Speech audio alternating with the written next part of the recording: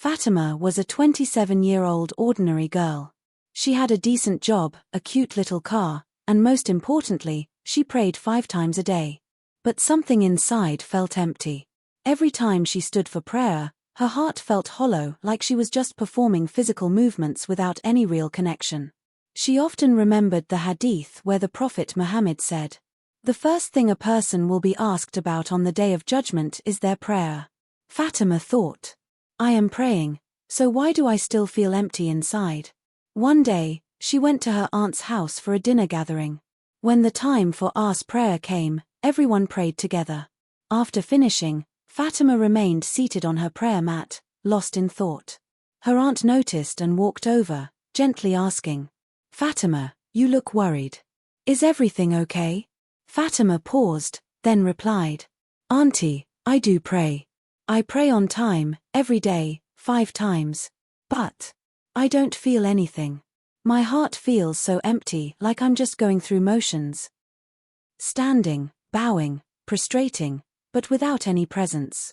Her aunt smiled and said, "You're not alone, dear. Many people feel this way. But listen, let me tell you a story, maybe it'll help you find your answer." A story that opened Fatima's heart. Her aunt began, "Years ago, I used to attend a Quran class at a mosque. There I met a woman, simple, not very educated. But I noticed something remarkable. Whenever she prayed, she would often cry. One day, I finally asked her, 'What do you think about in prayer that makes you cry so much?' With tearful eyes, she replied, 'I think about Allah and the ocean.' I was confused. 'The ocean?' I asked, 'What does that mean?' She said, 'Imagine you are all alone in a boat, at night, surrounded by crashing waves in the middle of a raging sea. In that terrifying moment, what would you think about? Wouldn't you only cry out to Allah? That's how I imagine the world, dark and stormy. And my prayer, it's my lifeboat, my only rescue." Fatima's aunt continued, "This moved me deeply. That woman didn't have any Islamic degree. She didn't know Arabic. She wasn't highly educated. But the wisdom in her words, it shook me." Fatima had tears in her eyes now. She softly said, "That's it, Auntie. I don't want to waste my prayers anymore. Please, tell me what to do. Step by step. How do I start feeling my prayer?" Electric light bulb. Her aunt gave her 5 simple tips. Prepare before prayer. Don't rush at the last minute. Make wudu, ablution, calmly. Sit for 1 minute and remind yourself, "I am about to meet Allah." Understand what you're saying. Learn the meaning of every word you recite.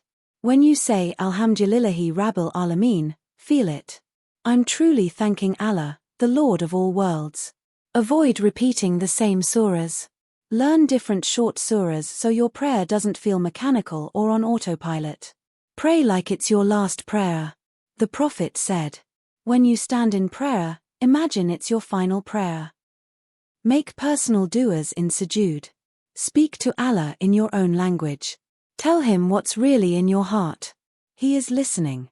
Fatima began applying these tips little by little. Weeks passed. And then one night, during tahajjud, late-night prayer, as she went into sujood, tears streamed from her eyes. Not from sadness, but from connection. She realized. Prayer was no longer a duty. It had become her peace. Crescent moon. The final message. If your prayer feels empty, it doesn't mean your faith is weak. It might actually mean your heart is yearning to get closer to Allah. And when you finally allow it to, prayer becomes your safe place.